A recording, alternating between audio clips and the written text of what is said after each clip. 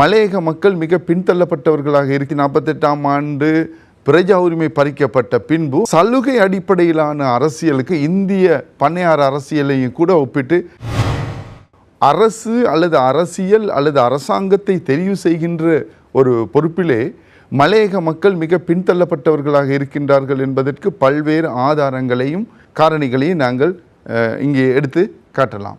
உங்களுக்கு தெரியும், 47களுக்கு முன்பாக பல பாராளுமன்ற உறுப்பினர்கள் அல்லது நியமன உறுப்பினர்கள் தெரிவு செய்யப்பட்ட போதும் அதற்கு பிற்பட்ட கால பகுதியில் மலையக மக்களுடைய 1948ஆம் ஆண்டு பிரஜா உரிமை பறிக்கப்பட்ட பின்பு அந்த மக்கள் முற்றுமுழுதாக அரசியல் உரிமையை இழக்கின்றார்கள். அதோடு அவர்கள் பொருளாதார சமூக உரிமைகளை இழக்கின்றார்கள். இறுதியாக இன்றைய நிலையை நாங்கள் பார்க்கும் பொழுது அந்த மக்கள் சலுகை அடிப்படையிலான அரசியலுக்கு முக்கியத்துவம் செலுத்துகின்றார்கள். உரிமை ரீதியான அரசியலை விட ஏதாவது கொடுத்து தங்களுடைய அரசியலை தக்க வைத்து கொள்ளலாம் என்ற அந்த பண்பு இது ஒரு பக்கமாக இந்திய பண்ணையார் அரசியலையும் கூட ஒப்பிட்டு நாங்கள் பார்க்கலாம்.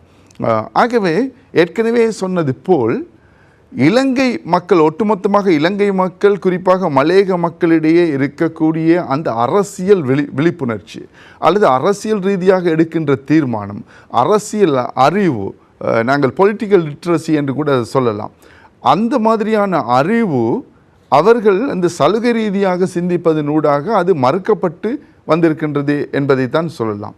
காலாகாலம் ஏற்பட்ட இன வன்முறைகள் அல்லது இந்த மக்கள் ஒதுக்கல் என்பவை இதற்கு காரணமாக இருக்கின்றன. அதே நேரம் இன்றைய சூழ்நிலையில் பார்க்கும் பொழுது நீங்கள் சொன்னது போல் சம்பள பிரச்சனை என்பது மிக முக்கியமானது. ஆனால் நாங்கள் மலையக சமூகத்திலே பார்க்கும் பொழுது ஏறக்குறைய இன்று 1.5 லட்சம் தொழிலாளர்கள் தான் காணப்படுகின்றார்கள். மலையகத்திலே 40 முதல் 50% தோட்டங்களிலிருந்து வெளியே தான் வேலை செய்கின்றார்கள். அதே போல் இன்று இடைத்தர வர்க்கத்தினர் மிக அதிகமாக இருக்கின்றார்கள். ஆசிரியர்களாக இருக்கலாம், அரசு உத்தியோகத்தர்களாக இருக்கலாம், கல்வி கற்றோர்களாக இருக்கலாம்.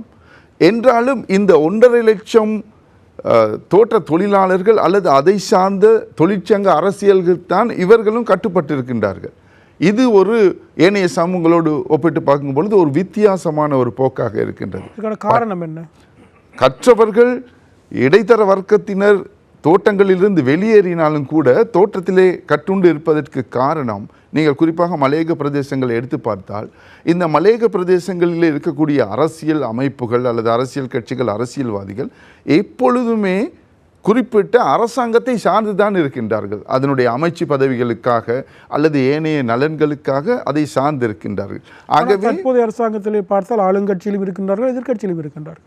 தீர்மானம் எடுப்பவர்கள், கொள்கை திட்ட வகுப்பவர்கள் ஆளும் கட்சியில் தான் இருக்கிறார்கள், அரசாங்கத்தோடு தான் இருக்கிறார்கள், அமைச்சு கேபினட் அமைச்சில் கூட இருக்கின்றார்கள்.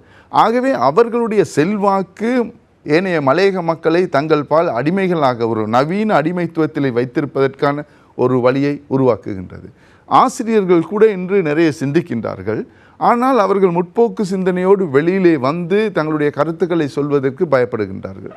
ஆகவே இந்த போக்கிலே பாமர தோட்ட தொழிலாளர்கள் அதிலிருந்து விடுபட முடியாத ஒரு கட்டுண்ட சமூகமாக இருக்கின்றார்கள். இது தோட்ட நிர்வாகம், தொழிற்சங்கம், அரசியல் கட்சி, அங்கே இருக்கக்கூடிய முதலாளித்துவ அமைப்பு, இவர்கள் அனைவரும் ஒருங்கிணைந்து மலையக மக்களை ஒரு கட்டுண்ட அமைப்புக்குள் வைத்திருப்பது தான் அதற்கு பிரதான காரணமாக இருக்கின்றது என்று நான் கருதுகின்றேன்.